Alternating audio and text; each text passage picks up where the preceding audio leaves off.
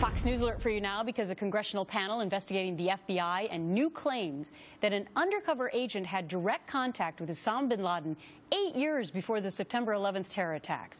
The existence of an FBI mole infiltrating al-Qaeda never mentioned during the official investigation of the attacks. The revelations coming from court documents in a years-old discrimination case against the Bureau.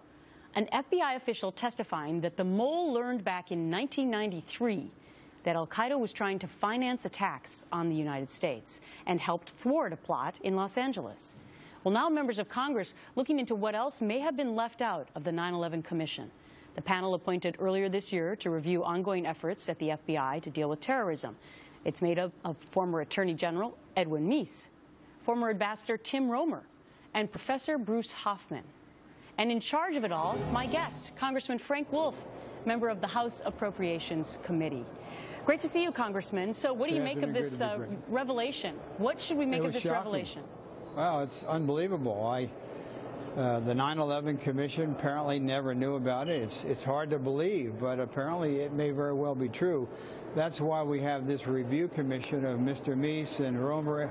Tim Romer was also on the original 9/11 Commission.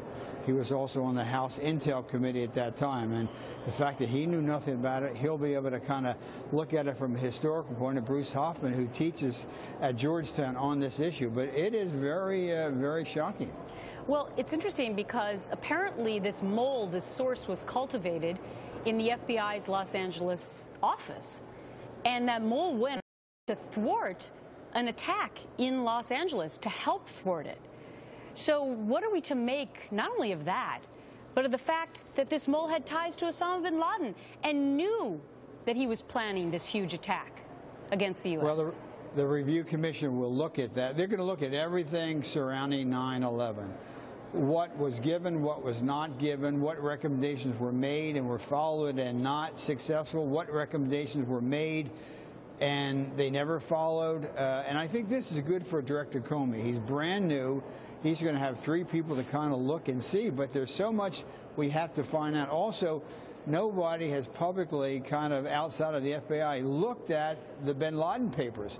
What was in the files that bin Laden had when they killed bin Laden? What are they doing with regard to domestic radicalization? You have a number of Americans going to Somalia. You just had a bombing in Somalia yesterday, al-Shabaab. There are Americans fighting in Somalia.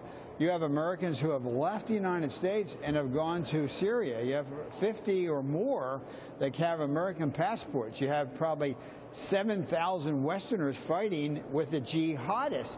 So they're going to look at this to see what new is taking place from 9/11, how did it work, and I think they're going to report back to the Congress. But equally important, they're going to report back to Director Comey, because he wasn't around when any of this took place. All right. So real quickly, Congressman, when will this panel come up with any of its conclusions?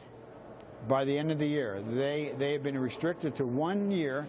They've been adequately funded. It was my bill. We put it in the omnibus. The president signed it. Yep. These 3 have been selected. They're all good people. By the end of the year, they will come out. Now, we want to make sure that the Obama administration and that they cooperate with them, because sometimes in government they can slow people. So we're going to monitor, but they will come up with their recommendations and reports to Director Comey and to the Congress by the end of the year. Well, it'll be interesting to see what other startling revelations may come out of this. Congressman Frank Wolf, thanks so much for your time. Thanks, Richard.